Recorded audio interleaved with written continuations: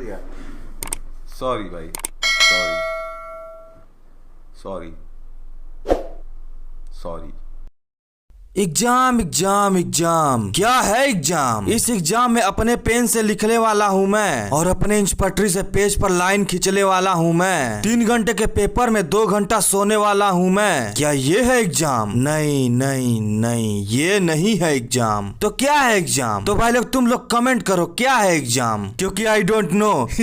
तो ज्यादा बकवास ना करते हुए चलिए चलते हैं मांगा की दुनिया में। तो जैसा कि हम लोगों ने पिछले एपिसोड में देखा कि हमारे लीडर के पास एक कबूतर चिट्ठा लेकर आया होता है। तो इस चिट्ठे को पढ़ते हुए लीडर कहता है हम पे मुसीबत आ पड़ी है। तो अब आगे हमें दिखाया जाता कि अपना ताइक्विंग अपना घुसा लेकर के किसी को पीटने जा रहा होता है, पर तभी लीसियोक चौंकते हुए उठ करके बैठ जाता है। तो जिससे हमें ये क्लियर हो जाता है कि यह सपना देख रहा था। तो अब हम लोग देख पाते हैं इनके कारवां को, जो कि अपने सेक्ट की ओर जाने के रास्ते में था। तभी कैरेज में बैठा लीसियोक अपने दांत को किटकिटाते हुए गुस्से में कहता है क्या मैं हार गया? मैं कैसे उस जैसे ट्रेस से हार सकता हूँ? और फिर गुस्से में साइड में मुक्के से मारते हुए मन में सोचता है मैं उसे मार डालूंगा। मैं हेवेंस की कसम खाता हूँ कि मैं तुम्हें अपने इन्हीं दोनों हाथों से फाड़ के रख दूंगा जिन ताइक्विंग। अभी यह इतना सोच ही रहा होता है कि तभी बाहर से इसके गार्ड से कहते हैं यंग मास्टर क्या आप जग गए? तो लीसियोक अपने गार्ड पर ही भड़कते हुए कहता है तुम सब क्या इधर उधर फालतू की चीजों पर ध्यान दे रहे हो, शांति से आगे की ओर बढ़ो। तो इसके गार्ड भी घबराते हुए कहते हैं ठीक माय लॉर्ड। तो लीसियोक अभी अपने गार्ड पर गुस्सा कर ही रहा होता कि तभी इसके सर में एक नीडल आके घुस जाती है, जिसे देखते हुए ये कहता है अब ये क्या चीज है। तभी पीछे से एक ब्लैक रोब पहना हुआ मिस्टीरियस सा पर्सन इससे कहता है तुम यहाँ से जिंदा चले जाओ, ऐसा तो मैं होने दे ही नहीं सकता। तो इतना सुनकर के लीसियोक पीछे मुड़ते हुए चिल्ला करके कहता है अब तू कौन है कमीने? तो ये मिस्टीरियस पर्सन फिर से अपनी बात को रिपीट करते हुए कहता है तुम्हें माउंट हैंग स्वॉर्ड सेक्ट में जिंदा वापस जाने देना मुझे डिफिकल्ट पोजीशन में डाल देगा। तो लीसियोक अपनी दर्द भरी आवाज में कपकपाते हुए कहता है तुम क्या चाहते हो? तो ये सामने वाला मिस्टीरियस पर्सन उसके पास आकर के निडल निकालते हुए कहता है आप यहाँ से वापस जाने से पहले आप यहीं पे मर सकते हैं, उसके बाद माउंट हैंग स्वॉर्ड सेक्ट पर वापस जा सकते हैं। इतना कह करके निडल को निकाल लेता है, जिसकी वजह से लीसियोक के शरीर में और भी तेजी से पॉइजन फैलने लगता है। तो लीसियोक कांपते हुए कहता मुझे बचा लो। इतना कहते कहते लीसियोक बेचारा टैं बोल जाता है। तो लीसियोक को टैं बोलता हुआ देख करके वो ब्लैक रॉक वाला मिस्टीरियस पर्सन वहां से जाते हुए कहता है मास्टर ली आपकी आत्मा को शांति मिले। तो अब हमारा सीन अपने ताइक्विंग पर शिफ्ट होता है, जो कि केव ऑफ ट्रेनिंग में ट्रेनिंग करते हुए पिछली फाइट के बारे में सोचते हुए कहता है मुझे ऐसा लगता है कि मैं उसे इसलिए जीत पाया क्योंकि मैंने अपने स्टेटस पॉइंट को सभी में बराबर बांटने की बजाय जिस चीज की मुझे नीड थी मैंने उसमें लगाया, जिसकी वजह से मेरा स्टेमिना स्ट्रेंथ और एजिलिटी उससे ज्यादा था। और फिर अपने द्वारा अर्थ पर लड़ेगा युद्ध के बारे में सोचते हुए कहता है खैर इसके बारे में तो मुझे बताने की जरूरत ही नहीं है क्योंकि मेरे पास पहले से ही कॉम्बैट एक्सपीरियंस है। इन सारी चीजों को देखने के बाद मैं इस नतीजे पर पहुंचा हूं कि मैं लीसियोक जैसे लेवल 30 वाले को आराम से हरा सकता हूं। लेकिन यह कहना भी गलत नहीं होगा कि मैंने जितने भी उस पर हमले किए उनमें से वो अधिकांश का सामना करने के लिए सक्षम था। बट उसका एक हमला जिसको कि मैंने किसी तरह से डॉज किया था, अगर वह गलती से भी मुझे लग जाता तो मैं वहीं का वहीं टैं बोल जाता। तो इन सारी चीजों को मद्देनजर रखते हुए मैं इस नतीजे पर पहुंचा हूं कि कुल मिला जुला करके हमारे बीच क्यूआई का अंतर था। तो इन सारी चीजों को सोचने के बाद अपना ताइक्विन अपने कल्टीवेशन से बाहर आता है और फिर अपने कैरेक्टर प्रोफाइल को खोल करके अपने क्यूआई को देखते हुए कहता है सिस्टम तुमने तो कहा था कि मेरा क्यूआई बढ़ गया है, लेकिन ये क्या मेरे पास तो अभी भी उतना ही क्यूआई है। और फिर अपने आप को कैरेक्टर प्रोफाइल में सेकंड रेट का वॉरियर शो करता हुआ देख करके सिस्टम पर चिल्लाते हुए कहता है मैंने लीसियोक गुन को हराया है जो कि एक फर्स्ट रेट का वॉरियर था, तो फिर मैं अभी भी एक सेकंड रेट का वॉरियर क्यों हूँ? अगर मैं कुल मिला जुला करके भी देखूं तब भी मैं सिर्फ उसे क्यूआई में ही पीछे था। खैर रुको मुझे सोचने दो, अगर मैं अपना गुड़ा भाग लगाऊं तो उसके एज के हिसाब से उसके पास 20 साल का क्यूआई था, तो इसका मतलब मुझे लॉगआउट करने से पहले अपने क्यूआई को दोगुना बढ़ाना होगा। इतनी सारी चीजें सोचने के बाद अपना ताइक्विंग परेशान हो जाता है, जिसकी वजह से वहीं फर्श पर लेटते हुए कहता है क्या ही बकवास है, मैं अपने क्यूआई को प्रॉपरली सर्कुलेट कर रहा हूँ फिर भी मेरे मेरे क्यूआई में कोई भी चेंजेस नहीं हो रहे हैं। क्या मुझे स्पिरिचुअल पिल्स या कुछ बकवास चीजें खाने की जरूरत है? और फिर अपने बड़े भाई के बारे में सोचते हुए कहता है, मुझे यकीन है कि मैं अगर अपने बड़े भाई से कहूँ कि वह मुझे एक स्पिरिचुअल पिल्स दे दे तो वह मुझे शायद ही मना करेगा। इतना कहने के बाद अपना ताइक्यूंग उठ करके बैठते हुए अपने पेट पर हाथ रख करके अपने डार्क क्यूआई को सेंस करते हुए कहता है, खैर अगर मुझे उसने मना कर दिया तो मेरे पास इसे कंज्यूम करने के अलावा कोई और रास्ता नहीं होगा। और वैसे भी जब से मैं इस वर्ल्ड में आया हूँ तभी से मैं बहुत ज्यादा केयरफुल था, क्योंकि मैं जानता हूँ जहाँ मैंने छोटी सी भी गलती की मैं वहीं तय बोल जाऊंगा। और फिर अपना ताइक्यूंग खड़े होते हुए मन में सोचता है, मेरे सावधानी बरतने की वजह से इन एक हफ्ते में मेरे साथ कुछ भी बुरा नहीं हुआ है, जिसकी वजह से मैं अपने क्यूआई के इशू को टेम्परेली सॉल्व कर सकता हूँ। लेकिन मैं अपने फेम को कैसे बढ़ाऊं? अभी इन सारी चीजों को लेकर के यह परेशान हो ही रहा होता है कि तभी इसके पास एक नोटिफिकेशन आती है जिसमें कि लिखा होता है ताइवान के जिन फैमिली के स्लीपिंग ड्रैगन के बारे में अफवाहें फैल रही हैं। इस रूमर्स की वजह से आपके फेम को 10 से बढ़ाया जा रहा है, और जैसे जैसे और भी लोग इस रूमर्स पर विश्वास करेंगे वैसे ही और भी आपके फेम को बढ़ा दिया जाएगा। तो इस नोटिफिकेशन को पढ़ने के बाद अपना ताइक्यूंग कहता है, अब ये स्लीपिंग ड्रैगन कौन है?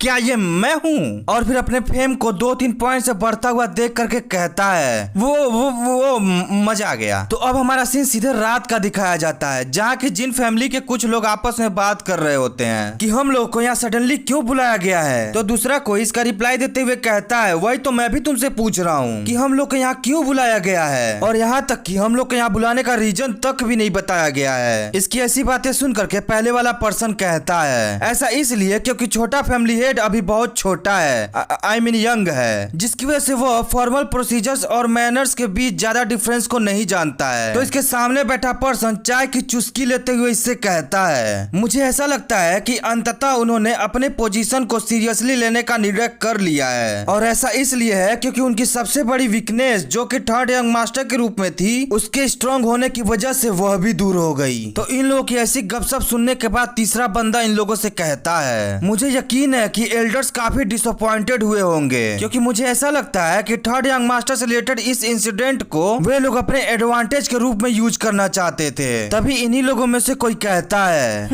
यह कोई बुरा आइडिया भी नहीं है कि हेड एल्डर इस फैमिली पर टेक ओवर कर ले। तो इसकी बातों को काटते हुए कोई कहता है, अपनी जबान को लगाम दो कि तुम क्या बोल रहे हो और कहाँ बोल रहे हो। अभी इन लोग की ऐसी गपशप चली रही होती है कि तभी अपना छोटा फैमिली हेड एंट्री मारता है, जिसकी वजह से वहाँ उपस्थित सभी लोगों की बोलती बंद हो जाती है। तो अपना फैमिली इन लोगों के साइड से जाते हुए अपने सीट पर जाकर बैठ जाता है, और फिर बैठने के बाद इन लोगों से कहता है, मेरे बुलाने पर इतनी रात को आप लोग यहाँ आए उसके लिए मैं आप लोगों का शुक्रगुजार हूँ, और यहाँ इतनी रात को आप लोगों को बुलाने का कारण यह है कि। तभी इसकी बातों को कोई काटते हुए कहता है, मुझे जहाँ तक लगता है कि इसका कारण माउंटेन शॉर्ट सेक्ट है ना। तो अपना लीडर अपनी बातों के बीच में किसी को बोलता हुआ देख करके गुस्से में मन में सोचता है, क्या यह वो है? तो अब हम लोग देखते हैं कि वहाँ किसी की एंट्री होती है, जिसकी वजह से अपने लीडर को छोड़ करके वहाँ उपस्थित सभी लोग घबराते हुए खड़े हो जाते हैं, और खड़े होने के बाद इस ओल्ड मैन के सामने ग्रीट करते हुए कहते हैं, हम एल्डर सीनियर को अपनी रिस्पेक्ट को शो करते हैं। तो अब हमारा सीन थोड़ी देर बाद शिफ्ट होता है, जहाँ की जिन फैमिली के बाकी लोग अपने जिन ताइक्यूंग की ओर इशारा करते हुए उसके द्वारा की गई पिछली सारी गलतियों को जोर जोर से चिल्ला चिल्ला करके बता रहे होते हैं। पर इन लोग की बातों को इग्नोर करते हुए अपने हेड एल्डर और अपने ताइक्यूंग के बीच निगाहों ही निगाहों में अलग सी बातें हो रही होती हैं, जहां अपना ताइक्यूंग हेड एल्डर से आंखों ही आंखों में कहता है, खड़ा है आज भी मेरा, ओए बुढ़ऊ तू इतना क्यों बेकरार है। तो अपना हेड एल्डर ताइक्यूंग के द्वारा आंखों ही आंखों में इतना घटिया गाना सुन करके एक ही बार घूर करके देखता है, जिसकी वजह से ताइक्यूंग की फट जाती है। तो अपना ताइक्यूंग अपने फटे को संभालते हुए उस बुढ़ऊ की ओर तिरछी निगाह से देखते हुए मन में सोचता है, इस खुशट बुढ़े के साथ क्या दिक्कत है, वह मुझे घूर घूर करके क्यों देख रहा है, क्या वह मुझे डराना चाहता है। तभी अपने ताइक्यूंग का बड़ा भाई ताइक्यूंग से माइंड टू माइंड कहता है, वे हेड एल्डर हैं, तुम शायद भूल गए होगे कि वे हेड एल्डर के साथ साथ तुम्हारे दादाजी भी हैं और इस फैमिली के ग्रेटेस्ट सीनियर भी हैं, तो इसलिए तुम ये मेक श्योर करना कि उनके सामने तुम अच्छे से अपने रिस्पेक्ट को शो करो। तो इतना सुनने के बाद अपना ताइक्यूंग अपने मन में सोचता है, यह तो मैंने कभी सोचा ही नहीं था कि मैं अपने फादर से मिलने से पहले ही अपने ग्रैंडफादर से मिल लूंगा। तो अपना छोटा लीडर लीडर फिर से अपनी बातों को कंटिन्यू करते हुए कहता है, लिटिल ब्रदर अब तुम मेरी बातों को ध्यान से सुनना। अब जो कुछ भी तुम्हारे सामने आने वाला है उससे तुमको पैनिक नहीं करना है, और हाँ जितना हो सके ऑनेस्टली आंसर देने की कोशिश करना, ठीक है। पर अपना ताइक्यूंग तो और सभी को देख करके मन में सोच रहा होता है, आखिर इस बार हुआ क्या है, ये सभी लोग इतने टेंस में क्यों हैं। पर इसको इतना परेशान होता हुआ देख करके अपना लीडर मुस्कुराते हुए खड़ा होकर के कहता है, कृपया प्लीज आप लोग थोड़ी देर मेरी तरफ ध्यान दें, मैं आप लोगों से कुछ कहना चाहता हूँ। और फिर ताइक्यूंग की ओर देखते हुए कहता है, क्योंकि हमारा विटनेस आ चुका है तो हमें आगे की पूछताछ पर ध्यान देना चाहिए। और फिर ताइक्यूंग से कहता है, थर्ड यंग मास्टर जिन ताइक्विंग। तो अपना ताइक्यूंग जिसको कि अभी तक कुछ अता पता नहीं है वो कहता है, जी बोलिए। तो अपना लीडर अपनी बात को कंटिन्यू करते हुए कहता है कि मैं छोटे फैमिली का फैमिली हेड के ना होने की वजह से मैं उनके स्थान पर तुमसे पूछताछ करूंगा। और फिर ताइक्यूंग से पूछता है, क्या तुमने माउंट हैंग सॉक सेक्ट के ली सियोगुन को पॉइजन दिया था। तो अपना ताइक्यूंग ऐसा क्वेश्चन सुन करके कहता है कि क्या, और मन में सोचता है ये सब क्या ही बकवास चल रहा है। इतना मन में सोचने के बाद इन लोगों से कहता है, यह बिल्कुल ही ऑब्वियस सी बात है कि मेरा ली सियोगुन के पॉइजनिंग से दूर दूर तक लेना देना नहीं है। तभी इसकी बात को काटते हुए ये गोलू मोलू एल्डर इससे पूछता है, क्या तुम्हारे पास कोई वैलिड प्रूफ है। तो अपना ताइक्यूंग कहता है, प्रूफ, कैसा प्रूफ। तो ये गोलू मोलू एल्डर फिर से अपनी बात को कंटिन्यू करते हुए कहता है, प्रूफ, हाँ ऐसा प्रूफ जो कि यह बताता हो कि थर्ड यंग मास्टर यानी कि आपका इस घटना से कोई लेना देना नहीं था। तो अपना ताइक्यूंग इसकी ऐसी बातें सुन करके मुंडी नीचे करके अपने आप को ठंडा करते हुए गुस्से में धीरे से कहता है, मैं भला इसे प्रूफ क्यों करूं, यह तो तुम लोग को प्रूफ करना चाहिए ना, क्योंकि तुम लोग को एविडेंस कलेक्ट करने वाला माना जाता है, तुम लोग के पास सेंस नाम की चीज ही नहीं है। तो अपना मोटुआ इसकी फुसुर फुसुर वाली बातें सुन लेता है तो कहता है कि क्या तुमने तुम लोग कहा। तभी पीछे से कोई चिल्लाते हुए कहता है, थर्ड यंग मास्टर अब आप मेरी बात को सुने। तभी कोई बुजुर्ग पर्सन टेबल पर हाथ पटकते हुए कहता है, इनफ, बहुत हो गया बकवास, तो इसलिए तुम लोग अब मेरी बात का जवाब दो, आखिर ये सब शुरू कैसे हुआ। इस क्वेश्चन को सुन करके अपने ताइक्यूंग के तो होश उड़ जाते हैं, और जो लोग अपने ताइक्यूंग को पसंद नहीं करते थे उनको तो बस एक मौका चाहिए था जो कि उनको अब मिल चुका होता है। तो वे लोग अपने ताइक्यूंग पर इल्जाम लगाते हुए कहते हैं कि इसकी शुरुआत तो थर्ड यंग मास्टर से हुई थी। तभी ओल्ड मैन फिर से एक क्वेश्चन पूछता है कि वह कौन था जिसने हमारी फैमिली के नाम को मिट्टी में मिलाया है। तो इसका जवाब देते हुए मोटू कहता है कि यह भी थर्ड यंग मास्टर के द्वारा ही किया गया है। इतना सुनने के बाद ओल्ड मैन इन लोगों से कहता है, अच्छा तुम लोग एक और आखिरी क्वेश्चन का मेरे आंसर दो कि वह कौन था जिसने की माउंट हैंग सॉक सेक्ट के ऑनर के साथ खिलवाड़ करने की कोशिश की थी। तो इस क्वेश्चन को सुनने के बाद इन लोगों में से कोई कहता है, मुझे सैडली कहना पड़ रहा है लेकिन वह भी थर्ड यंग मास्टर ही था।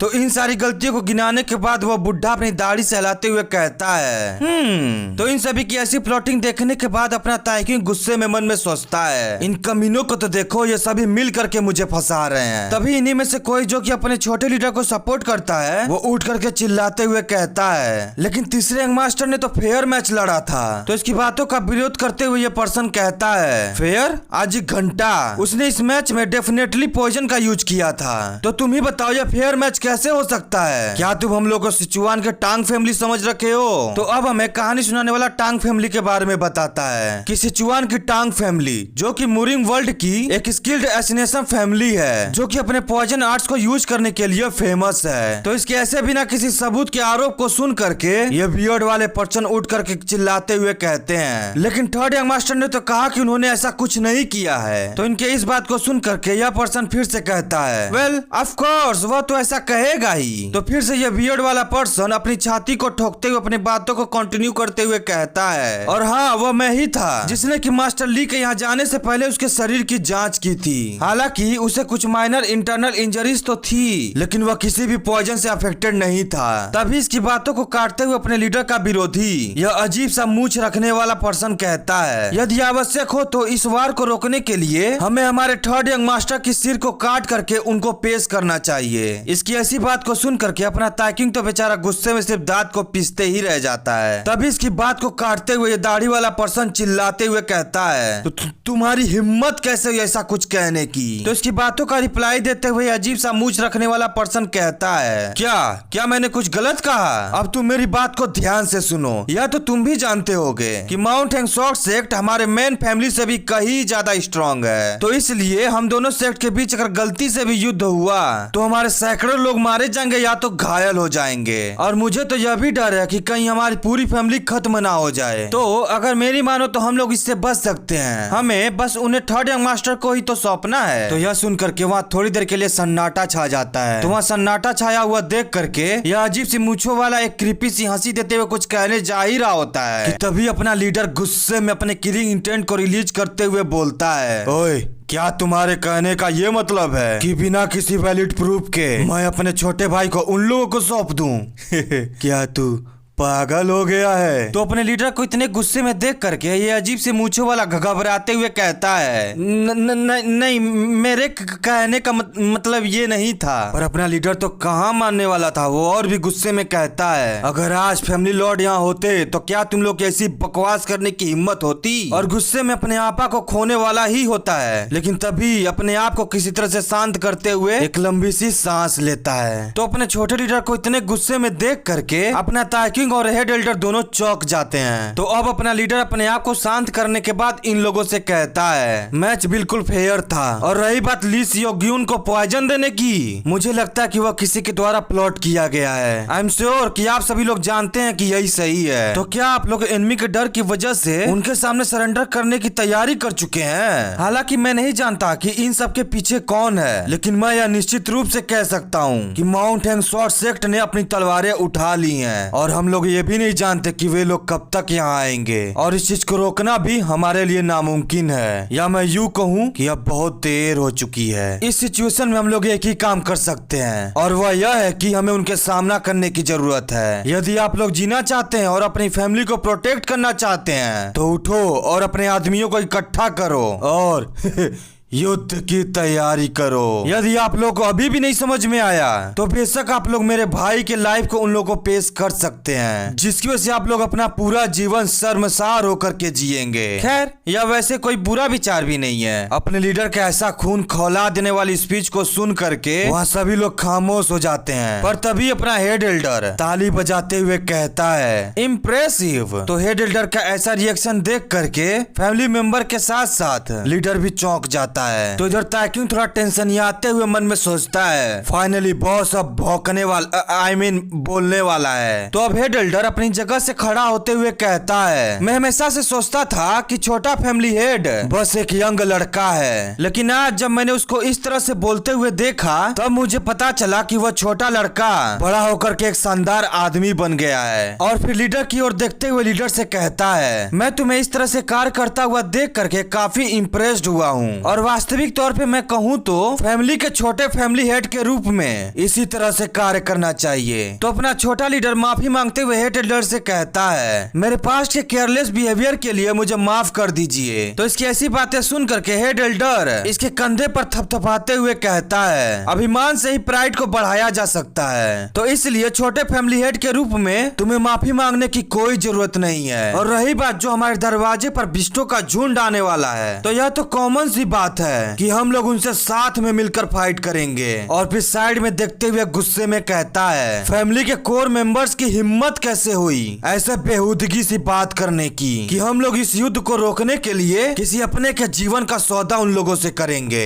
तो हेड एल्डर को अपने पक्ष में बोलता हुआ देख करके ताकिंग मन में सोचता है, आए यो का हो गवा। तो हेड एल्डर की ऐसी बात सुन करके ये अजीब सा मूंछ रखने वाला पर्सन घबराते हुए कहता है, एल्डर सीनियर आप गलत समझ रहे हैं, मैं बस तभी इसकी बात को काटते हुए एल्डर सीनियर यानी कि हेड एल्डर कहता है, जब आप वार के सिचुएशन में है तो यह इम्पोर्टेंट है कि सबसे पहले आप अपने फैमिली को इकट्ठा करें। और फिर इस अजीब से मूंछ रखने वाले पर्सन की ओर इशारा करते हुए हेड एल्डर लीडर से कहता है, छोटे फैमिली हेड क्यों ना हम लोग ऐसा करते हैं कि इसके हेड को उन लोगों को ऑफर के रूप में यूज करते हैं। तो यह सुन करके तो इस बेचारे की फट जाती है। और इधर हेड एल्डर की ऐसी बात सुन करके अपना ताकिंग बेचारा कंफ्यूजियाते हुए मन में सोच रहा होता है, व्हाट द हेल यहाँ क्या चल रहा है, यह ओल्ड मैन मेरी साइड क्यों और कैसे है। पर अपना लीडर हेड एल्डर को मना करते हुए कहता है, नहीं हम ऐसा नहीं कर सकते हैं, क्योंकि वह कोई ऐसा व्यक्ति है जो कि मेन फैमिली का कई वर्षों से वफादार रहा है। और रही बात इस इंसिडेंट की, तो मैं ऐसा समझूंगा कि तुम्हारा गलती से जीप फिसल गया है। तो अपना हेड एल्डर अपने लीडर को इस तरह से इसको माफ करता हुआ देख करके कहता है, क्या आपने अभी अभी ये कहा कि उसका गलती से जीप फिसल गया है? फैमिली हेड हेड, आप कितने जेनरस हो।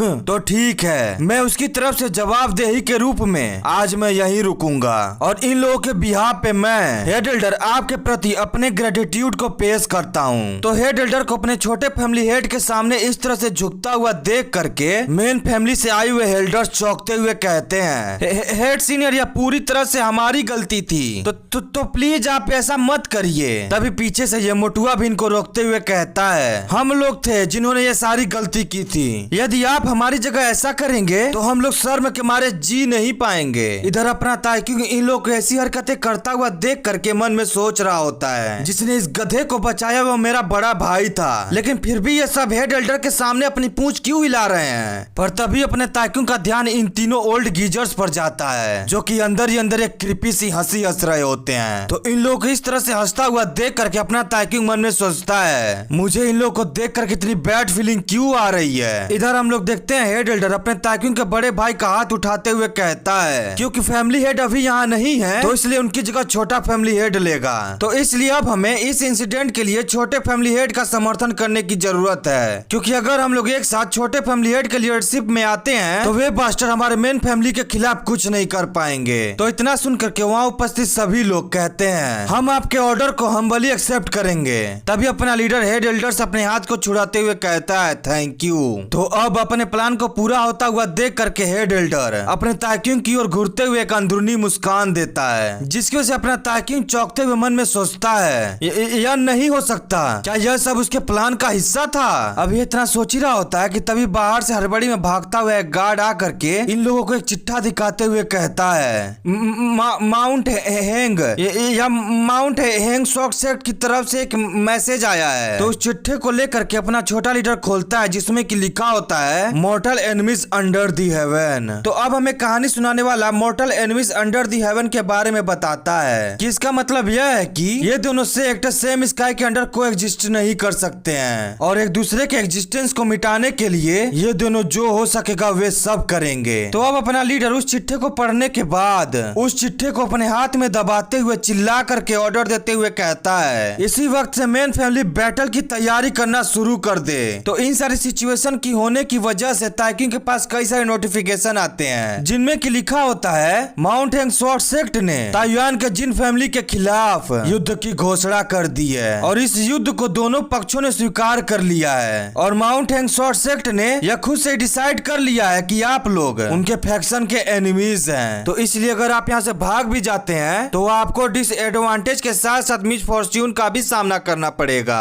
तभी इसके पास डिंग करके क्वेस्ट आती है, जिसमें कि लिखा होता है कि मेन क्वेस्ट वार को अब शुरू किया जा रहा है। तो अब हमारा सीन नेक्स्ट मॉर्निंग पर शिफ्ट होता है, जहाँ की कबूतरों के साथ साथ मैसेंजर्स को तैयार किया जा रहा होता है, जिससे कि ताइवान में उपस्थित जिन फैमिली के अदर ब्रांचेस तक इस सूचना को पहुंचा सके कि ताइवान में उपस्थित जिन फैमिली के वॉरियर्स जल्द से जल्द एक बार में ही मेन फैमिली के सामने इकट्ठा हो जाओ। इधर अपना ताइक्यूंग बेचारा मेन क्वेस्ट के डिटेल्स को पढ़ रहा होता है, जिसमें कि लिखा होता है, दोनों फैमिली के फेथ आपस में जुड़ गए हैं, जिसकी वजह से इन दोनों में युद्ध शुरू हो गया है। मुरीम वर्ल्ड की इस दुनिया में अपने आप को प्रूव करने का एकमात्र तरीका बस ताकत है, जिसकी वजह से यहाँ जीतने वाला सबसे स्ट्रॉन्गेस्ट होता है और सबसे स्ट्रॉन्गेस्ट ही यहाँ सर्वाइव करता है। तो इसलिए हम आपकी सफलता के लिए प्रार्थना करेंगे। और अब हमें नीचे के पैनल में दिखाया जाता है, जिसमें कि लिखा होता है कि यह एक मेन क्वेस्ट है और इस क्वेस्ट के रिवार्ड और फेलियर के बारे में हमें कुछ नहीं बताया गया होता है। तो अपना ताइक्यूंग इस क्वेस्ट को पढ़ने के बाद सदमे में चला गया होता है, मानो कि वह इस दुनिया में एग्जिस्ट ही नहीं करता है। पर तभी अपना लीडर इसको चाय देते हुए कहता है, लगता है कि तुम थक गए हो। इतना कहने के बाद अपने ताइक्यूंग को कंफर्ट करने के लिए उसके सिर को अपने हाथ से सहलाते हुए कहता है, ऐसा होना तय था मेरे छोटे भाई, इसमें तुम्हारी कोई भी गलती नहीं है। तो अपना ताइक्यूंग अपने बड़े भाई के द्वारा ऐसी हरकतें करता हुआ देख करके एक अजीब सा शक्ल बना करके चाय को फूक फूक करके पीते हुए मन में सोचता है, हाँ मुझे पता है कि इस फालतू सी चीज में मेरी कोई गलती नहीं है। तभी विपेंग अपने लीडर को टोकते हुए कहता है, लेकिन भाई लॉर्ड। तो इस पर लीडर कहता है, क्या बात है बोलो। तो विपेंग अपनी बात को आगे कंटिन्यू करते हुए कहता है, मैं अभी तक यह समझ नहीं पाया हूँ कि हेड एल्डर के असली इरादे क्या हैं। तो यह सुन करके अपना लीडर कुछ नहीं बोलता है, लेकिन अपना ताइक्यूंग इस बात को सुनने के बाद अपने मन में सोच रहा होता है, हेड एल्डर जिस तरह से एक्ट कर रहा था उसे देखने के बाद मुझे उन पुराने बास्टर पॉलिटिशियन की याद आ गई। इतना सोचने के बाद अपना ताइक्यूंग अपने बड़े भाई से पूछता है, हेड एल्डर किस तरह का व्यक्ति है। तो अपना लीडर इसका रिप्लाई देते हुए कहता है हेड एल्डर एक मार्शियल मास्टर है जिसने की हाईएस्ट स्पिरिचुअल रियलम को भी रीच किया हुआ है और उसके पास अपार नॉलेज का भंडार है, जिसकी वजह से उसके जैसे लोग इस मूरिंग वर्ल्ड की दुनिया में सबसे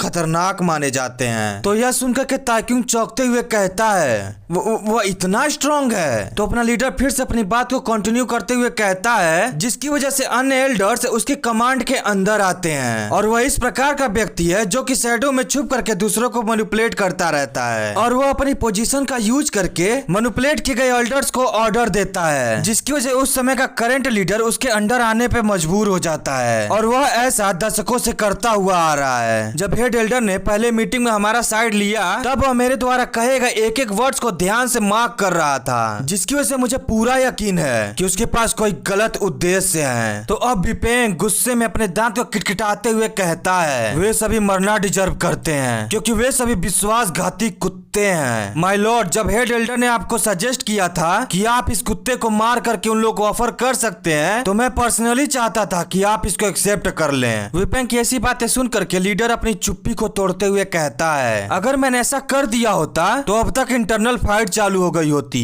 और मुझे जहाँ तक लगता है कि हेड एल्डर सबसे पहले यही चाहता था। खैर छोड़ो इन सारी बातों को क्योंकि हम लोग सिर्फ गेस ही कर सकते हैं, कंफर्म तो हम लोग बता ही नहीं सकते कि हेड एल्डर क्या सोच रहा है। बट वो अभी भी हमारे मेन फैमिली का एक सीनियर है और साथ ही साथ एक बहुत स्ट्रॉन्ग सहयोगी भी, और तुम लोग को जहाँ तक हो सके उससे सावधान रहने की जरूरत है और साथ ही साथ तुम लोग को यह भी ध्यान रहे कि उसका एनिमी नहीं बनना है। और वैसे भी जो चीज अभी हमारे लिए इम्पोर्टेंट है वह यह है कि हमें हमारे करंट इश्यूज से छुटकारा पाना है। तो इन सारी चीजों को सुनने के बाद विपेंग कहता है हमारी करंट स्थिति भी बहुत अच्छी नहीं लग रही क्योंकि ली सियोग्यून को पॉइजन देने वाली खबर पूरे सांजी प्रोविंस में फैल चुकी है, जिसकी वजह से मेन फैमिली की रेपुटेशन बहुत तेजी से घटती जा रही है। तो इस बात को सुन करके ये दोनों चौंक जाते हैं। तो लीडर चौंकते हुए कहता है कि क्या अभी तो पूरा दिन भी नहीं गुजरा, भले ही न्यूज तेजी से फैल रही हो लेकिन यह फिर भी बहुत तेज है और ऐसा हो पाना तभी संभव है जब कोई जानबूझकर इसे फैला रहा हो। इतना कहने के बाद लीडर अपने आप को शांत करते हुए विपेंग से पूछता है हमारे द्वारा किए गए अन्य फैक्शन से रिक्वेस्ट के बारे में क्या हुआ, क्या अभी भी कोई रिस्पॉन्स नहीं आया? तो इसका जवाब देते हुए विपेंग कहता है हमें केवल अभी तक एक ही रिस्पॉन्स रिसीव हुआ है। तो अपना लीडर इससे पूछता है वह कौन है? तो विपेंग इसे बताता है यह रिस्पॉन्स लोअर डिस्ट्रिक्ट सेक्ट से आया है। तो अब हमारा सीन बाहर शिफ्ट होता है जहाँ कोई अपना घोड़ा गाड़ी हुर हुर करते हुए लेकर के आ रहा होता है। तो गार्ड इसको रोकते हुए पूछता है अपनी पहचान बताओ और साथ ही साथ यहाँ आने का उद्देश्य भी। तो भाई लोग तुम लोग इसको पहचान ही रहे होगे कि यह कौन है। तो यह अब गार्ड से थोड़ा मुस्कुराते हुए कहता है आपसे दोबारा मिल करके अच्छा लगा। तो अपना गार्ड इसको चोमियो जैसी हरकतें करता हुआ देख करके मन में सोचता है यह मुझे फेमिलियर क्यों लग रहा है। तो गार्ड अपनी बात को कंटिन्यू करते हुए कहता है तो बेसिकली हम लोग तभी इसकी बात को काटते हुए कैराज के अंदर से कोई कहता है हम लोग क्रिम्सन फ्लावर से आए हैं। तो भाई लोग तुम लोग को याद आया यह वही ब्रोथल है जहाँ की अपना ताक्युंग फर्स्ट बार उठा होता है एक ही बिस्तर में आमने सामने, वो सीन तो याद ही होगा तुम लोग को। तो अब हम लोग देखते हैं उस कैराज में से एक लड़की उतरते हुए कहती है मेरा नाम मैं नहीं बताऊंगी क्योंकि वह तो सीक्रेट है। तो यह सुन करके यह गार्ड इस लेडी की ओर बढ़ते हुए कहता है हे लेडी मेरी बात ध्यान से सुनो क्योंकि हम लोग अभी युद्ध के कगार पर हैं तो इसलिए अभी यहाँ खिलवाड़ करना बंद करो। अभी यह इतना बोल ही रहा होता है कि तभी इसका ध्यान सामने वाली के पोम पोम पर चला जाता है, जिसकी वजह से बेचारा पानी पानी होते हुए मन में सोचता है वाओ। इतना सोचने के बाद इससे पूछता है क्या मैं आपसे पूछ सकता हूँ कि आप यहाँ किस वजह से आई हैं? तो अब हमें इस लड़की को पूरा दिखाया जाता है जो कि खुश होते हुए कहती है मैं यहाँ पर अपने वेतन को प्राप्त करने आई हूँ। तो अब हमें माउंट हैंग शॉक सेक्ट के वहाँ का सीन दिखाया जाता है जहाँ की ली सियोग्यून टै बोलने के बाद भी अभी भी अपने आंखें खोले हुए होता है। तो इसका फादर इसकी ऐसी दशा देख करके कपकपाते हुए इसके पास जाते हुए कहता है मेरे बच्चे तुम्हारे साथ ऐसा कैसे हो गया, और फिर रोते हुए उसकी आंखों को बंद करके कहता है मेरे बच्चे तुम उस समय कितने दर्द में रहे होगे कि यहाँ तक तुमने अपनी आंखें भी नहीं बंद कर पाई। और फिर अपने हाथ पर लगे जहर को फील करके अपने ऑरा से हटाते हुए कहता है मेरे बच्चे मुझे तुम्हारा यह दर्द हमेशा याद रहेगा। इतना कहने के बाद वहाँ से मुड़ते हुए बाहर की ओर जाते हुए कहता है मैं तुमसे वादा करता हूँ कि जिन्होंने भी तुम्हारे साथ यह किया है उसके इस एहसान का बदला मैं 100 गुना नहीं 1000 गुना लौटाऊंगा। तो अब हम देखते हैं उस अंधेरी रात को। माउंट हैंग शॉर्ट सेक्ट का लीडर यानी कि ली सियोग्यून का फादर रोते हुए अपने सारे सोल्जर्स को ऑर्डर देते हुए कहता है अपने आप को तैयार कर लो, क्योंकि आज ही वह दिन है जिस दिन हम लोग उसकी मौत का बदला लेंगे। तो अब हमारा सीन फिर से जिन फैमिली पर शिफ्ट होता है, जहाँ की ये लड़की काफी खुश होते हुए अंदर जा करके अपने ताइक्यूंग से कहती है और बताइए क्या आपने मुझे याद किया। तो यह सुनकर के अपना ताइक्यूंग चौंकते हुए पिछली सारी बातों को याद करते हुए कहता है वॉल हुआ। तो इसका ऐसा रिएक्शन देते हुए देख करके ये सामने वाली लड़की हंसते हुए कहती है तो मैं आपको याद थी मास्टर जीन। इधर ताइक्यूंग तो बेचारा कपकपाते हुए मन में सोच रहा होता है यह यहाँ क्यों आई है, लेकिन वह यहाँ इस क्रिटिकल सिचुएशन में ही क्यों आई है, क्या मैंने उसे कॉल किया था, लेकिन ऐसा तो मुझे याद ही नहीं है। तभी अपना लीडर ताइक्यूंग को आवाज लगाता है ताइक्यूंग। तो ताइक्यूंग डरते हुए झट से पीछे मुड़ते हुए सफाई देते हुए कहता है तो भाई लोग तुम लोग को बताओ यहाँ ताइक्यूंग कैसा फील कर रहा होगा। मान लो कि तुम्हारे पैंट में एक प्रेम पत्र रखा हो और मम्मी उस पैंट को धुलते वक्त उस प्रेम पत्र को निकाल करके पढ़ ले, तो उस समय जैसा रिएक्शन तुम्हारा होगा ठीक वैसा ही रिएक्शन अभी ताइक्यूंग का है। लेकिन मुझे पूरा विश्वास है कि तुम लोगों को कभी भी प्रेम पत्र नहीं मिला होगा। तो अब अपने कहानी पर आते हैं, जहाँ की ताइक्यूंग अपने आप को डिफेंस करते हुए कहता है मैं ऐसा कुछ नहीं है जैसा कि आप सोच रहे हैं। मैंने कुछ भी नहीं किया, मैं वास्तव में इसको नहीं जानता हूँ कि यह कौन है। और फिर वोल हवा की तरह आवाज लगाते हुए कहता है एक्सक्यूज मी, क्या आपने अभी अभी ये कहा कि आप खो गए हैं? शायद अभी अभी आपने ये कहा कि आप अपने घर जा रहे हैं। तो वोल हुआ इसको इग्नोर करते हुए आगे की ओर बढ़ते हुए कहती है मास्टर जीन आप हमेशा की तरह काफी अडोरेबल हैं, लेकिन आज मैं यहाँ इसलिए आई हूँ क्योंकि मुझे कुछ बिजनेस के लिए बात करना है। पर अपना ताइक्यूंग तो इसकी एक नहीं सुनता है, अपने आप को बचाने के चक्कर में इसके हाथ पकड़ करके घींचते हुए कहता है एडोरेबल आज एक घंटा मेरा, मुझे कोई आइडिया नहीं है कि तुम कौन हो, इसलिए जल्दी करो और यहाँ से चले जाओ। पर अपना ताइक्यूंग एड़ी से चोटी तक और चोटी से एड़ी तक पूरा जोड़ लगा लेता है, लेकिन वो हुआ को टच से मस तक नहीं कर पाता है, जिसकी वजह से चिढ़ते हुए कहता है तो तुम मूव क्यों नहीं हो रही हो। तो ताइक्यूंग को ऐसी हरकतें करता हुआ देख करके वो लुआ हंसने लगती है और इधर विपेंग तो अपने सर पर हाथ रखते हुए कहता है व्हाट द हेल, वह क्या कर रहा है। और इधर ताइक्यूंग का बड़ा भाई डिसअपॉइंटेड होते हुए भी इसको रोकते हुए कहता है ताइक्यूंग रुक जाओ, तुम क्या कर रहे हो, तुमको ऐसा ना करके उनके सामने रिस्पेक्ट पेश करना चाहिए, वह लोअर डिस्ट्रिक्ट के सांजी प्रोविनेंस की ब्रांच लीडर है। तो यह सुनकर के अपना ताइक्यूंग बेचारा एकदम से फ्रीज हो जाता है और फिर घबराहट की वजह से पसीना पसीना होते हुए वुल हुआ की तरफ देखते हुए कहता है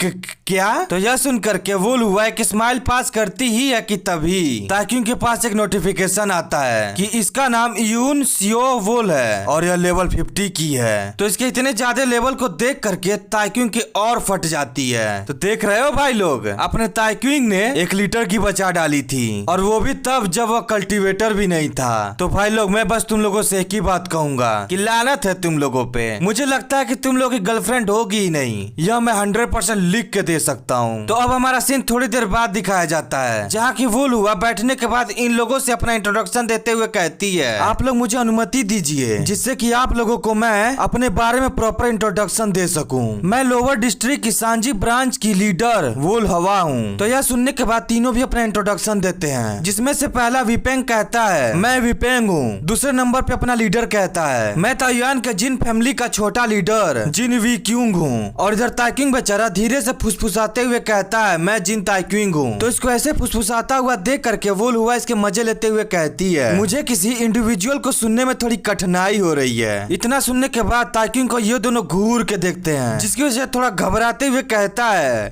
मैं जिन ताइक्यूंग हूँ। तो यह सुन करके अपनी वुल हुआ ताइक्यूंग को हाई फाई देते हुए कहती है ओके आपसे मिल करके अच्छा लगा मास्टर जिन। इन सारी चीजों को देखने के बाद अपना लीडर खांसने की एक्टिंग करते हुए कहता है मुझे नहीं पता था कि आप मेरे छोटे भाई के इतने करीब हैं। तो इसका रिप्लाई देते हुए वुल हुआ कहती है वो मेरे ताइवान वाला स्टोर जिसका की नाम क्रिम्सन फ्लावर है उसके रेगुलर कस्टमर हैं और वह क्रिम्सन फ्लावर हमारी मेन ब्रांच भी है। तो यह सुन करके ये दोनों अपने ताइक्यूंग को तिरछी निगाह से देखते हुए कहते हैं हाँ यह रेगुलर कस्टमर है। तो इतना सुनकर के अपना ताइक्यूंग तो बेचारा कुछ बोल ही नहीं पाता है। तो फिर से वुल हुआ अपनी बातों को कंटिन्यू करते हुए कहती है तो क्या अब हम लोग अपने बिजनेस के बारे में बात करें। तो यह सुनकर के लीडर अपने रिस्पेक्ट को शो करते हुए कहता है, इससे पहले कि हम लोग इन चीजों पे बात करें उससे पहले मैं लोअर डिस्ट्रिक्ट सेक्टर से हमारी हेल्प करने के तौर पर आने के लिए मैं आपके सामने अपने सिंसियर ग्रेटिट्यूड को पेश करता हूँ। तो इस पर वुल हुआ कहती है, मैं आपके इस ग्रेटिट्यूड को एक्सेप्ट करती हूँ। तो अपना लीडर अब आगे इससे पूछता है, हालांकि क्या मैं जान सकता हूँ कि आप मेन फैमिली की मदद करने के लिए क्यों तैयार हैं? तो वुल हुआ अपने लीडर का रिप्लाई देते हुए कहती है, अगर मुझे एक स्पेसिफिक रीजन बताना है तो उनमें से सबसे पहला ये है कि मुझे अपने मेन ब्रांच के लिए प्रॉफिट कमाना है, क्योंकि हमारा लोअर डिस्ट्रिक्ट हमेशा से लाभ और हानि पर चलता आया है। तो इसलिए सारी पॉसिबिलिटीज का ध्यान रखने के बाद मैंने यह डिसीजन लिया कि भले ही वार लॉसेस के साथ समाप्त हो तो भी मुझे यकीन है कि हमारा बहुत ज्यादा प्रॉफिट होगा अगर मैंने ताइवान के जिन फैमिली के साथ काम किया तो। इसकी ऐसी बातें सुनने के बाद लीडर इससे पूछता है, अभी अभी आपने प्रॉफिट कहा, लेकिन क्या आप एग्जैक्टली मुझे बताएंगी कि आप चाहती क्या हैं? तो वुल हुआ इसका रिप्लाई देते हुए कहती है, माउंट हैंग शॉर्ट सेक्ट में उपस्थित आधे स्टोर्स और उनसे कमाई जाने वाली आमदनी भी। तो इस डील को सुनते ही अपना लीडर तुरंत मान जाता है, लेकिन विपेंग इसको रोकते हुए कहता है, माय लॉर्ड, अभी इससे ज्यादा कुछ कह पाता कि तभी वुल हुआ कहती है, वेल आप तो बहुत जल्दी मान गए। तो लीडर कहता है, वेल ऐसा इसलिए है क्योंकि हम अभी अपनी फैमिली को दांव पर लगा रहे हैं। तो यह सुनने का वुल हुआ हल्का सा सीरियस होते हुए कहती है, क्या यह डिसीजन सभी लोगों का है? क्योंकि मैंने सुना है कि ताइवान के जिन फैमिली के अंदर कई सारे इंटरनल इश्यूज चल रहे हैं। एग्जाम्पल के तौर पे आप एल्डर्स ब्रांच को ही देख लो। तो यह सुनकर के अपना लीडर इसका जवाब देते हुए कहता है, जैसा कि लोअर डिस्ट्रिक्ट सेक्ट से उम्मीद की जा सकती है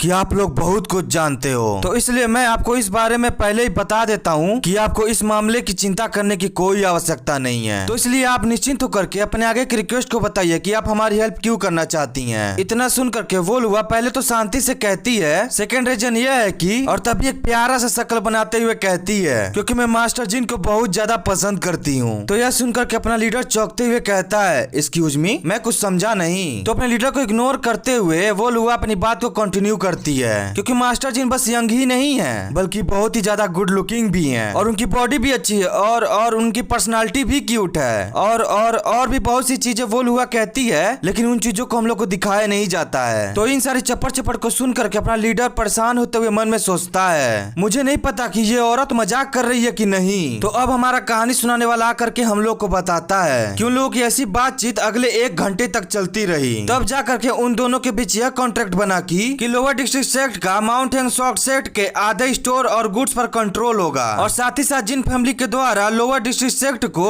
रेड लाइट डिस्ट्रिक्ट पर भी कुछ एक्सक्लूसिव कंट्रोल दिया जाएगा। तो इन सभी कंडीशन के बदले में लोअर डिस्ट्रिक्ट सेक्ट ताइवान में उपस्थित जिन फैमिली के बारे में कोई भी इंफॉर्मेशन अदर फैक्शन को नहीं बेचेगा, और साथ ही साथ लोअर डिस्ट्रिक्ट सेक्ट ताइवान के जिन फैमिली के लिए वार से रिलेटेड अदर इंफॉर्मेशन को भी कलेक्ट करेगा। तो अब हम लोग देखते हैं अपना leader inside terms and condition को पढ़ने के बाद उस कॉन्ट्रैक्ट पर अपना मोहर लगा देता है। तो उस कॉन्ट्रैक्ट के स्क्रॉल को लेते हुए वुल हुआ अपने हाथ को आगे की ओर बढ़ाते हुए कहती है, तो इसी के साथ अब हम लोग ऑफिशियली सेम ही बोट पर सवार हैं, तो इसलिए अब हम आपके केयर में रहेंगे छोटे फैमिली हेड। तो लीडर भी अपने हैंड को हैंडशेक करने के लिए आगे की ओर बढ़ाते हुए कहता है, तो अब हम लोग ऑफिशियली एक दूसरे के केयर में हैं। इतना कहने के बाद जैसे ये दोनों एक दूसरे में देख के हैंडशेक करते हैं, वैसे ताकिंग के पास एक नोटिफिकेशन आता है कि ताइवान की जिन फैमिली और लोअर डिस्ट्रिक्ट सेक्ट दोनों एक दूसरे के अलायंस में आ चुके हैं, और यह अलायंस तब तक चलेगा जब तक कि यह युद्ध खत्म नहीं हो जाता है। तो अब हम लोग देखते हैं कि हैंडशेक करने के बाद वुल हुआ विदा लेते हुए कहती है, वेल ठीक है, अब मैं यहाँ से जाने की आज्ञा चाहती हूँ। तो अपना लीडर भी अपने ग्रेटिट्यूड को पेश करते हुए कहता है, मैं आपकी इस हेल्प के लिए आपको फिर से एक बार और धन्यवाद कहता हूँ। तो वुल हुआ पीछे मुड़ते हुए इतराते हुए वहाँ से जाते हुए कहती है, आपको ऐसा कहने की जरूरत नहीं है। और इधर ताइक्यूंग को देखो जो कि धीरे से कहता है, गुड बाय मेरी बिल्लो। तो वुल हुआ आगे की ओर बढ़ गई होती है, लेकिन अचानक तुरंत ही मुड़ करके ताइक्यूंग से चिपकते हुए कहती है, क्या आप मुझे बाहर तक छोड़ने नहीं चलेंगे? तो अपना ताइक्यूंग वुल हुआ को तुरंत ही अपने पास चिपका हुआ देख करके चौंक जाता है, और फिर उसका रिप्लाई देते हुए कहता है, मैं क्यों चलूं? तो अपनी वुल हुआ कहती है, क्योंकि, और फिर ताइक्यूंग के कान में खुसुर फुसुर फुसुर खुसुर कर देती है, जिससे कि अपना लीडर भी कान बड़े बड़े कर करके सुन लेता है। तो वुल हुआ के द्वारा खुसफुसाई गई बातों को सुन करके इन दोनों का चेहरा टमाटर जैसा लाल हो जाता है। तो अपना लीडर खुसफुसाई कई बातों को सुन करके ताइक्यूंग पर चिल्लाते हुए कहता है, ताइक्यूंग क्या यह सच है?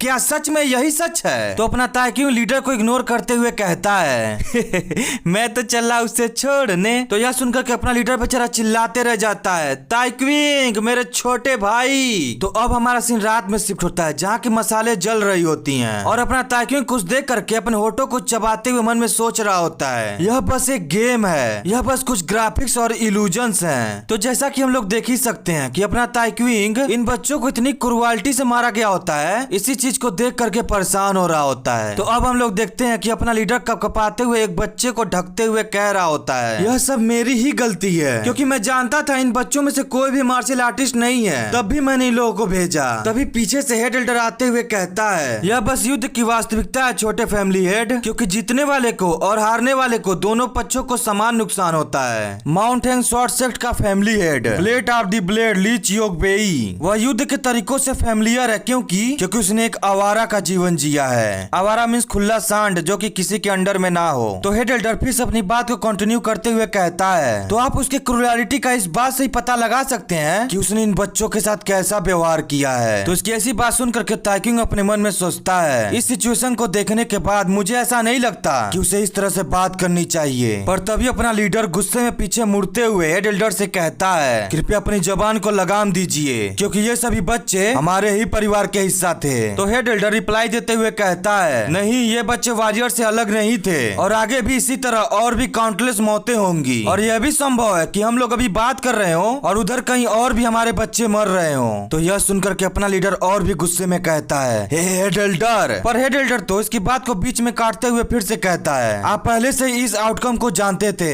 है ना। तो यह सुनकर के अपना लीडर बेचारा ऊपर से नीचे तक कांप जाता है। तो हेड एल्डर फिर से अपनी बात को कंटिन्यू करते हुए कहता है क्योंकि सानिन, हिंगजियान, सुओझाऊ ये सभी प्लेसेस माउंट हैंग शॉर्ट सेक्ट के आसपास के हैं। तो इसका मतलब तो यही है कि इन स्थानों पर वे लोग पहले ही मारे जा सकते थे और आप यह बात पहले से ही जानते थे। तो यह सुनकर के लीडर कपकपाते हुए कहता लेकिन मैं। तो हेड एल्डर इसको और डिप्रेस्ड करते हुए कहता है मैं यहाँ आपको डांटने के लिए नहीं आया हूँ, क्योंकि आपने जो चॉइस लिया वही सही था। तो जैसा कि तुम लोग देख ही सकते हो लीडर इस बात को सुन करके और भी डिप्रेशन में चला जाता है, मानो कि जैसे वो अपने होश में ही नहीं है। तो हेड एल्डर अपने लीडर के और भी करीब जाते हुए कहता है युद्ध तो अभी शुरू हुआ है, तो इसलिए आप मेरी एक बात का हमेशा याद रखना कि सभी चीजें एक कीमत पर आती हैं, और साथ ही साथ आपको इस बात को भी नहीं भूलना चाहिए कि आप ताइवान के जिन फैमिली के छोटे लीडर हो, जिसकी वजह से आपके कंधों पर हमारे लोगों की फीडिंग कराने और देखभाल करने की जिम्मेदारियां हैं। तो अपना लीडर फुल डिप्रेस्ड होते हुए मन में सोचता है यह मुझे परेशान कर रहा है, लेकिन यह कह भी सही रहा है, और फिर अपने माइंड पर कंट्रोल पा करके खुद को शांत करते हुए कहता है ऐसे समय में मुझे अपने ध्यान को फोकस्ड रखने की जरूरत है। तो अपना ताइक्यूंग अपने बड़े भाई की ओर देखते हुए मन में सोचता है मुझे लगता है कि जब चीजें पीसफुल होती हैं तब यह बुढ़ा हमारे एनिमी की तरह है, लेकिन जब टाइम डेस्परेट हो तो किसी पर भी भरोसा किया जा सकता है। और फिर बुढ़े की तरफ देखते हुए मन में सोचता है वेल यह राहत की बात है। तभी बुढ़ा भी अपने ताइक्यूंग की तरफ देखते हुए कहता है ओ थर्ड यंग मास्टर भी यही है। तो अपना ताइक्यूंग इसका रिप्लाई देते हुए कहता है हाँ हेड एल्डर, आपसे फिर से मिलना सम्मान की बात है। तो इतना सुनने के बाद हेड एल्डर अपने ताइक्यूंग से कहता है कि हाल ही में एक इंटरेस्टिंग रूमर जोरों शोरों से फैल रहा है, वो क्या था? और फिर अपने ताइक्यूंग के नैनों में नैना करते हुए कहता है द स्लीपिंग ड्रैगन ऑफ सेंजी। तो ताइक्यूंग हेड एल्डर को ऐसे नैनों में नैना करता हुआ देख करके घबरा जाता है। तो हेड एल्डर अपनी बातों को आगे कंटिन्यू करते हुए कहता है जाहिर तौर पर मुझे ऐसा लगता है कि उसने अपनी स्ट्रेंथ को नरक के देवता से पाया है, तभी तो उसने आसानी से एक फेमस बैंडिट्स के लीडर को जिसका की नाम जैंग सैम था उसको मार गिराया। तो यह सुनकर के अपना ताइक्यूंग जोर जोर से खांसने लगता है। तो उसे खांसता हुआ देख करके हेड एल्डर इससे पूछता है क्या तुम्हें सर्दी लग गई है? तो अपना ताइक्यूंग कहता है नहीं नहीं ऐसी बात नहीं है, बस थोड़ा सा ठंडा लग रहा है। और मन में सोच रहा होता है इस हेड एल्डर के द्वारा ऐसी बातें सुनना कितना बकवास है। इतना सुनने के बाद हेड एल्डर ताइक्यूंग पर लादत फील करते हुए कहता है छे तुम अपने इस कमजोर शरीर को कैसे सही करोगे? तो अपना ताइक्यूंग पहले तो हंसता है, फिर उसको कुछ रियलाइज होता है तो कहता है क्या मैंने कुछ गलत सुना? तो हेड एल्डर कहता है अगर ये अफवाहें सही हैं तब मेरा मानना यह है कि मेन फैमिली का कोई इंपॉर्टेंट पर्सन ही इस बैटल के फ्रंट लाइन में शामिल होना चाहिए। तो यह सुनकर के अपना ताइक्यूंग ऐसे इमेजिन करता है कि जैसे कि वो लावा में गिरने वाला है। तो मन में चिल्लाते हुए कहता है नहीं नहीं। तो हेड एल्डर इसके बारे में अपने लीडर से पूछता है इसके बारे में आप क्या सोचते हैं छोटे फैमिली हेड? उधर देखो अपना ताइक्यूंग बेचारा मन में सोच रहा होता है मैं तो अब आधा लावा में गिर चुका हूँ, तो अब जो थोड़ी सी उम्मीद है वो मेरे बड़े भाई से है। नहीं नहीं भाई इसे मना कर दो। लेकिन जैसे ही अपने भाई को थोड़ा सोचता हुआ देखता है तो इसको ऐसा लगता कि अब तो मैं गया। लेकिन कहीं ना कहीं इसके अंदर एक आखिरी होप होती है जिसकी वजह से इसकी उंगली बाहर होती है। लेकिन जैसे इसका भाई कहता है मैं भी यही मानता हूँ, यह हमारे लिए ग्रेट हेल्प होगी, तो इतना सुनकर के अपना ताइक्विंग ऐसा सोचता है कि वह पूरा का पूरा लावा में गिर गया, यानी कि अब बेचारा खत्म हो गया। तो अब हमें कहानी सुनाने वाला बताता है कि हेड एल्डर यह चाहता था कि अपना ताइक्विंग उस टीम में जाए जिसका कि सामना दूसरे पक्ष के एल्डर्स के द्वारा डायरेक्ट गाइडेंस वाली टीम से हो। लेकिन ताइक्विंग के बड़े भाई जिन वीक्यूंग के द्वारा हेड एल्डर से इस चीज का विरोध करने की वजह से उसे डिफरेंट पोजीशन में डाल दिया गया। तो अब हमें अपना ताइक्विंग बताता है कि मुझे बॉडीगार्ड टीम का लीडर बना दिया गया है और मेरे क्वेस्ट का मिशन ऑब्जेक्टिव ये है कि मुझे अभी से अपनी टीम में आए सभी लोगों का नेतृत्व करना होगा और युद्ध में खुद को अलग करके मिशन भी पूरा करना होगा। और ये एक रिपीटेबल क्वेस्ट है जिसके कि रिवार्ड और फेलियर पे मुझे ये और ये मिलेगा, क्योंकि क्वेस्ट में मेरे क्वेस्ट फेलियर के बारे में कुछ भी मेंशन नहीं है, तो इसलिए इसके बारे में मुझे कुछ अच्छा फील नहीं हो रहा है। लेकिन अगर मैं ध्यान से सोचूं तो मैं तो एक पूरी टीम का हिस्सा हूँ, तो इसलिए ज्यादा डेंजरस तो नहीं होना चाहिए। आई नो यह सब सिर्फ एक खेल है, लेकिन फिर भी मैं उन डेड बच्चों को अपने दिमाग से नहीं निकाल पा रहा हूँ। क्या यार, कब से मैं इन एनपीसीज के साथ इतना जुड़ाव महसूस करने लगा। अब तो मुझे ऐसा लगने लगा कि जैसे कि ये सभी के सभी ह्यूमंस ही हैं। क्या मैं इस गेम के साथ और भी ज्यादा जुड़ता जा रहा हूँ? तो इन सारी चीजों को सोचने के बाद इन लोगों को तरफ देखते हुए मन में सोचता है किसी भी मामले को संभालने के लिए मेरे पास 5 लोग हैं जो कि मुझे सौंपे गए हैं। मुझे नहीं पता कि वे कहीं से टेम्पररी ट्रांसफर हुए हैं या किसी और जगह के हैं, लेकिन वे सभी के सभी काफी नर्वस दिख रहे हैं। तो भाई लोग तुम लोग इन लोगों के नाम पढ़ सकते हो, क्योंकि ये तीनों साइड कैरेक्टर हैं जो कि बाद में जाकर के गायब हो जाएंगे, तो इनका नाम जान करके भी कोई मतलब नहीं है। तो अब हम देखते हैं इस छोटे बच्चे को जिसका कि नाम हान योप होता है। वो काफी एक्साइटेड होते हुए ग्रीट करते हुए कहता है आपसे मिलना काफी सम्मान की बात है, मैं आपकी केयर में रहूंगा ग्रुप लीडर। और मन में सोच रहा होता है वाह मजा आ गया, यह तो स्लीपिंग ड्रैगन आप सेंजी हैं। तो अपना ताकि इस छोटे बच्चे को देखते हुए मन में सोचता है यहाँ तो एक काफी अत्यधिक उत्साहित बच्चा भी है। तो अब हम लोग देखते हैं आखिरी बंदे को जो कि ह्यूक म्यूजिन होता है। तो वो अपने ताइक्विंग को देखते हुए ताइक्विंग से कहता है तो इस तरह से हम लोग फिर से मिल रहे हैं थर्ड यंग मास्टर। तो अपना ताइक्विंग इसको देखते हुए मन में सोचता है और ये आखिरी जो कि वही अनोइंग बास्टर्ड है। तो इन लोगों का इंट्रोडक्शन सुनने के बाद ताइक्विंग इन लोगों से कहता है मैं बस लकी था जिसकी वजह से मुझे आपके बॉडीगार्ड टीम का लीडर बनाया गया है और मैं जिन ताइक्विंग हूँ, मुझे आप लोगों से मिल करके अच्छा लगा। तो अब हमारा सीन लीडर के ऑफिस का सीन दिखाया जाता है। तो अब हमारा सीन लीडर के ऑफिस का दिखाया जाता है जहाँ के लीडर खिड़की खोल करके उदास मन के साथ वहीं खड़ा होता है। पर तभी विपेंग पीछे से आते हुए कहता है वे लोग दोपहर में यहाँ से निकल चुके हैं, तो उन्हें कम से कम 2 दिन लगेंगे अपने डेस्टिनेशन तक पहुँचने में। तो अपना लीडर पीछे मुड़ करके विपेंग से कहता है ओह क्या तुम मेरे ताइक्विंग के बारे में बात कर रहे हो? उसे तो ताइयान के जिन फैमिली के लिए गार्ड कैप्टन का काम दिया गया है, तो इसलिए तुम मेरे छोटे भाई ताइक्विंग को छोटा बच्चा समझना बंद करो। अब वह एक आदमी बन गया है, मुझे यकीन है कि वह ठीक ही रहेगा। तो अपना विपेंग इसकी ऐसी बातों को सुन करके इस पे विश्वास न करते हुए कहता है मुझे आपके इन सारी बातों पर विश्वास करने में मुश्किल हो रही है। तो अपना लीडर विपेंग को अपने पास बुलाते हुए दूर आसमान में एक कबूतर को दिखाते हुए कहता है मुझे ऐसा लगता है कि लोअर डिस्ट्रिक्ट से कुछ खबरें आ रही हैं। तो अपना लीडर उस चिट्ठी को खोलता है जिसमें कि लिखा होता है 1 स्ट्राइक 1 किल जो पील के नेतृत्व में 40 वॉरियर्स ने झेंगयान में उपस्थिति दर्ज कराई है। तो अपना लीडर इस चिट्ठी को पढ़ने के बाद कहता है क्या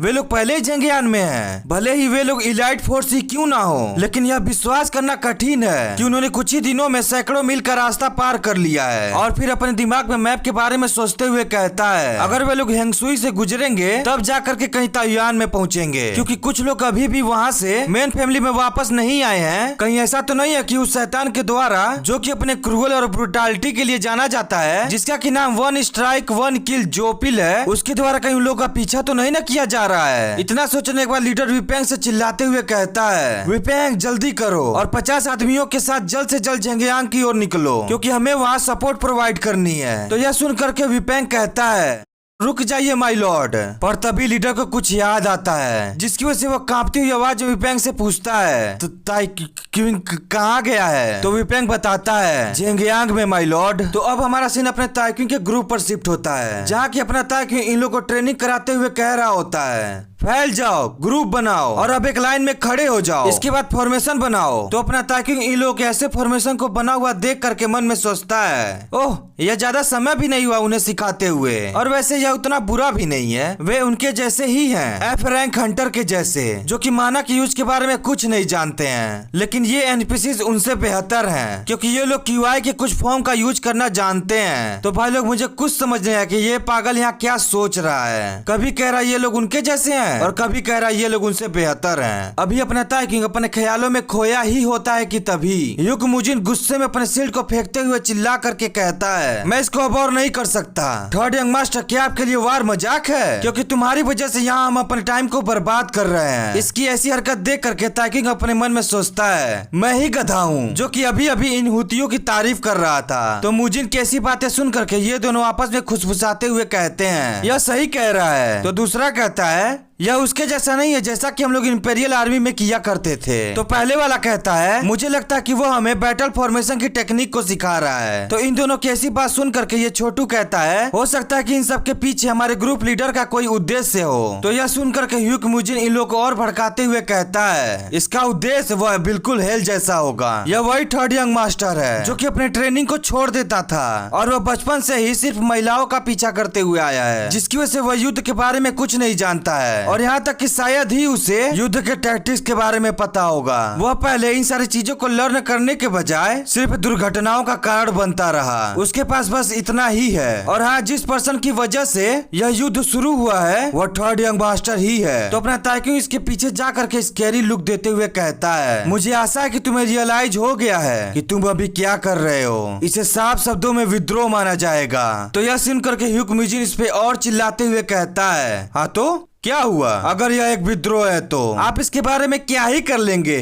तो अपना ताइक्विंग शांति से कहता है, चलो देखते हैं। इतना कहने के बाद अपने ऑरा को अपीयर करके एक डेविल सी हंसी देते हुए कहता है, क्योंकि हम लोग युद्ध में हैं, तो इसलिए मैं इस टीम का ग्रुप लीडर होने की वजह से मैं अपने अथॉरिटी का प्रयोग करूंगा और तुम्हारे द्वारा फैलाए गए इन इशूज के बदले तुम्हारे गाल पर 3 थप्पड़ मारूंगा। तो यह सुनकर के युकमुजिन भड़कते हुए कहता है, यह तुम क्या बकवास। अभी बेचारा ये अपनी बात को पूरी तरह से कंप्लीट भी नहीं कर पाता है कि तभी अपने ताइक्विंग का एक जोरदार थप्पड़ इसके गाल पर आकर पड़ता है, जिसकी वजह से युकमुजिन अपने गाल को सोहराते हुए तिरछी निगाह से ताइक्विंग की ओर देखते हुए कहता है, तुमको क्या लगता है कि तुम हो कौन? तो अपना ताइक्विंग इसकी बातों को इग्नोर मारते हुए इसको एक और थप्पड़ मारते हुए कहता है, यह दूसरा थप्पड़ है। तो युकमुजिन दूसरा थप्पड़ खाने के बाद ताइक्विंग को गाली देते हुए ताइक्विंग पर हमला कर देता है, पर अपना ताइक्विंग इसके सारे हमलों को डॉज करते हुए अपने हाथ को ऊपर उठा करके कहता है, यह तीसरा थप्पड़ है। तो यह देख करके तो इन चारों के होश उड़ गए होते हैं। तो अब हम लोग देखते हैं युकमुजिन तीसरा थप्पड़ खाने की वजह से जमीन पर धड़ाम से गिर करके बेहोश हो जाता है। तो अपना ताइक्विंग अपने हाथ को साफ करते हुए इन चारों से कहता है, ब्रेक टाइम समाप्त हो गया है, तो चलो जाने की तैयारी करो। तो ये चारों बेचारे डरते हुए कहते हैं, यस सर। तभी हम लोग देखते हैं कि आसमान से ओला गिरने लगता है। तो जिसे फील करते हुए ताइक्विंग कहता है, लगता है कि अब की बार पहले ही सर्दियां आने वाली हैं। तो अब हमें जंगियान का सीन दिखाया जाता है, जहाँ के जिन फैमिली के लोगों को इन लोगों के द्वारा बेरहमी से मारा जा रहा होता है। तो अब हम लोग देखते हैं कि ये औरत रोते हुए इन लोगों से भीख मांग रही होती है कि प्लीज ग्रेट लॉर्ड, कम से कम बच्चों को यहाँ से जाने दीजिए। तो यह सुनकर इसके सामने खड़ा हुआ बंदा एक स्कैरी सा फेस बनाते हुए कहता है, यह कितनी दुख की बात है कि मैं कोई ग्रेट लॉर्ड नहीं हूँ। तो यह सुनकर के ये औरत अपने बच्चे को अपने सीने से और भी तेज से लगाते हुए कहती है, तो क्या हुआ, कम से कम आप एक इंसान तो हो और इन बच्चों ने तो कुछ गलती भी नहीं किया है, तो फिर आप लोग इन लोगों के साथ ऐसा कैसे कर सकते हैं? तो यह सुनकर के इसके सामने वाला पर्सन अपने तलवार को लेकर इसके पास आते हुए कहता है, लेकिन आप ही बताइए, इस क्रूअल वर्ल्ड में ये बच्चे अपनी माँ के बिना कैसे रह पाएंगे? तो यह सुनकर के ये औरत रोते हुए गुस्से में कहती है, तुम मर्सिलेस बास्टर्ड, तुम स्टार्टिंग से ही हम सभी लोगों को मारने की प्लानिंग कर रहे थे। तो इसके सामने वाला पर्सन अपनी तलवार को ऊपर उठाते हुए कहता है, तुम्हारे इन लास्ट वर्ड को मैं अच्छी तरह से याद रखूंगा। और फिर हमें सिर्फ चिल्लाने की आवाज आती है। तो अब हमारा थोड़ी देर बाद सीन शिफ्ट होता है, जहाँ की ये लोग जिन फैमिली के सभी लोग को मार करके ठिकाने लगा रहे होते हैं। तो इन लोगों को देखते हुए रेड बालों वाला कहता है, ऐसा लगता है कि आज रात जंगली जानवरों की दावत होगी। तो यह सुनकर के उसके साइड वाला बंदा अपनी तलवार को साफ करते हुए कहता है, नहीं, हमारा भी दावत होगा,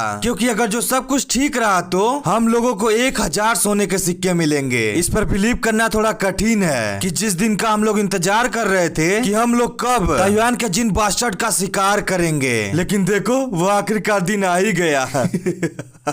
और फिर अपने एक्साइटमेंट को शांत करते हुए इससे पूछता है, अच्छा तुम मुझे ये बताओ कि जिन लोगों को अभी अभी हम लोगों ने मारा क्या वे लोग आखिरी थे? तो इसका रिप्लाई देते हुए ये पर्सन कहता है, नहीं ग्रेट ब्रदर। इतना सुनकर के ये पहले वाला पर्सन अपनी मुंडी चटकाते हुए कहता है, छे वे लोग निश्चित रूप से जानते हैं कि कैसे दौड़ना है। अच्छा तुम मुझे ये बताओ कि कितने लोग हैं? तो इसका रिप्लाई देते हुए रेड बालू वाला कहता है, एक वॉरियर और 2 बच्चे, कुल मिला जुला करके 3 लोग हैं। और मैंने ये सुना कि वे लोग जंगियान से होते हुए हेंगसुई की ओर जा रहे हैं। तो ग्रेट ब्रदर आपको इस मामले में पढ़ने की जरूरत नहीं है, आप बस मुझे जल्दी से अनुमति दें जिससे कि मैं जा करके उन लोगों को खुद निपटा सकूं। तो इसकी ऐसी बातें सुन करके इसका ग्रेट ब्रदर रिप्लाई देते हुए कहता है, ओहो तुम मेरे लिए ऐसा करना चाहते हो? वास्तव में तुम हमेशा की तरह मुझे अच्छी तरह से जानते हो। तो ठीक है तुम मेरे लिए जाओ और उन लोगों का ख्याल रख लो। तो यह सुन करके यह रेड बालों वाला बंदा इसके सामने ग्रीट करते हुए कहता है, यस सर। तो अब हमारा सीन ताक्यूंग के कैरेज पर शिफ्ट होता है, जहाँ की युकमुजिन अपने होश में आते ही ताक्यूंग पर हमला करते हुए कहता है, तू हुतिया कहीं के। इसको ऐसा करता हुआ देख करके अपना ताक्यूंग इसको खींच करके एक जोरदार लाफा मारता है, जिसकी वजह से यह उड़ते हुए जा करके अपनी जगह पर फिर से बेहोश हो जाता है। तो अपना ताक्यूंग ऐसा करने के बाद बैठियाते हुए इन लोगों से कहता है, क्योंकि मौसम बहुत खराब हो गया है तो इसलिए मुझे नहीं लगता कि हम लोग आज रात तक जेंगियान पहुंच पाएंगे। और यह तो शुक्र मनाओ कि कम से कम हम लोग को आज रात गुजारने के लिए यह खाली सेक मिल गया। तो अपने ताक्यूंग को ऐसी चुम्बू जैसी हरकतें करता हुआ देख करके इन लोगों के होश उड़ गए होते हैं। पर तभी ये छोटा लड़का अपने ताक्यूंग से पूछता है,